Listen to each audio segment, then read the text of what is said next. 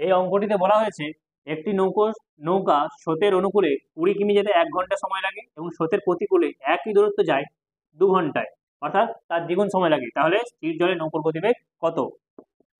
চলো, স্রোতের অনুকূলে 1 কিমি যায়, 1 ঘন্টায় যায় কত? 20 কিমি। অতএব অনুকূলে মানে ডাউন স্ট্রিমে বেগ কত হয়ে গেল? 1 ঘন্টায় যেটা যায় তার সেটাই হচ্ছে তার গতিবেগ, মানে 20 কিমি/আওয়ার।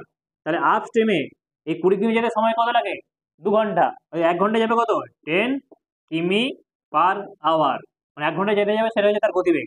অর্থাৎ নৌকোর গতিবেগ, বোটের গতিবেগ কত হয়ে যাবে?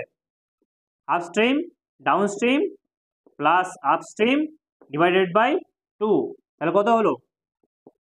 20 + 10/2 সমান 15। এই অঙ্কটি এসেছিল কত?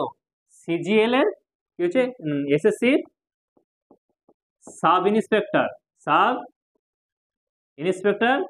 2023 এডিতে, 2023-এ, মানে 2000 এর আগের সালে এটা সাব ইন্সপেক্টর এসএসসি তে এসেছিল। যদি ভিডিওটি ভালো লাগে তাহলে ভিডিওটি লাইক করুন।